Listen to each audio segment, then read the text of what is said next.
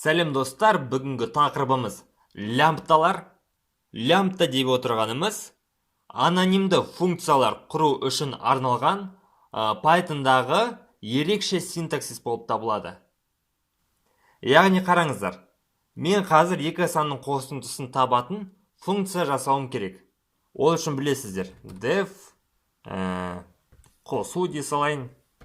Қосу x және y берейік екі мәнді. Return қайтарсын x қосылған y-қа. Print шығарайық. Қосу 5 және 6-ны. Міне, екеуін қосып берді. Енді дәл осы функцияны әлде қайда қысқа түрде жазуымызға болады. Ол үшін бұлай жасайық. Қосу 2 деп қояйын. Лямпта x және y берілген. Қайтару керек x қосылған y-ті. Print қосу 2 жақшаның ішінде 2 және 8 дей салайын. Міне, 10 шығарды. Бір ғана жолдың ішіне жаза салдық. Түсінікті болды деп ойлаймын. Енді мұнда сандардың орнына қандай да бір символдарды бере салайық. Қандай да бір сөздерді бере салайық. Міне, қосып берді. Лямпта деген осылай жазылады. Алдымен функцияның атауын бересіз, сен қоясыз да лямпта деп жазып, мұнда аргументтерін жазасыз. Және қос нүкте қойып, қандай амалды қайтару керектігін көрсетесіз. Және мұнда функцияға жіберілген айнымалылардың саны белгісіз болған жағдайда алдыңғы тақырыпта өткен args'ты да қолдансаңыз әбден болады, достар. Әрі қарай кеттік. Бізде адамдардың жастары жазылған тізім берілсін. 14, 18, 21, 29, 30 болсын. Осы тізімнің ішінен тек қана 18-ге тең немесе одан жоғарғы жастарды экранға шығаратын функцияны жасауымыз қажет. Ол үшін қайтадан функция ашамыз. Def adult және ішіне age берейін. Қайтарсын age үлкен немесе тең 18-ге болған жағдайда. Ал енді print экранға шығарамыз. List деп тізімге ауыстырып қояйық алдымен. Фильтр қолданайық.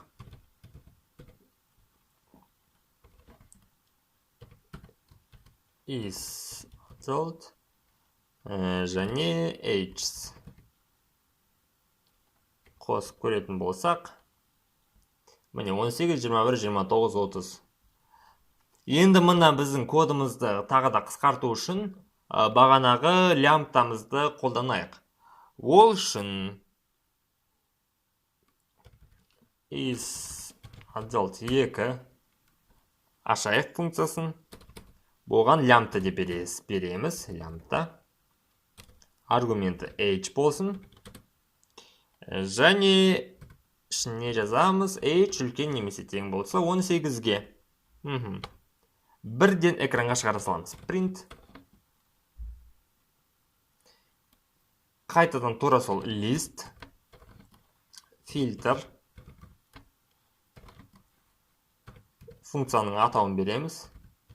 Бұл жолы бізді екінші. Is adult 2. Тұрғанымызда ages. Болды, қосып көретін болсақ.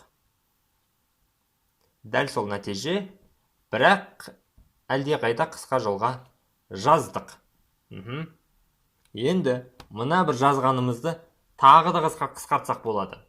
Ол үшін бірден print аша саламын. Print, қайтадан list, қайтадан filter. Оның ішіне жазамыз. Лямптаны осы жерге ашсақ болады. Лямпта age. Age үлкен немесе тең 18-ге болса, ондай жағдайда age болсын. Қосатын болсақ. Тағы да тура солай. Бірақ тек қана бір ғана жолға жазып шықтық.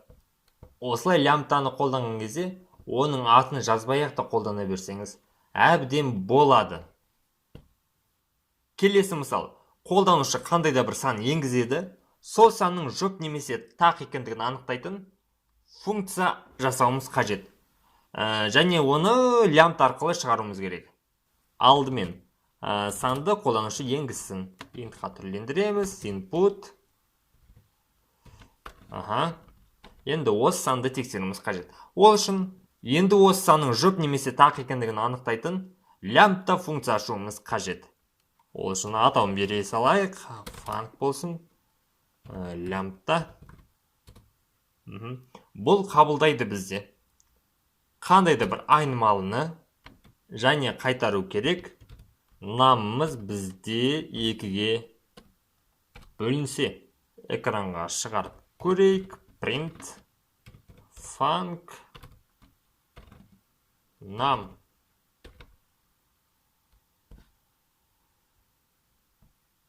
Жазайық 5-ті false.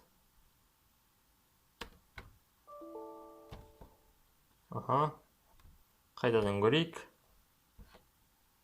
6 true. Мінеке осылайша лямпт арқылы кодты әлде қайда қысқартып, жылдамырақ жұмыс істеуге болады, достар.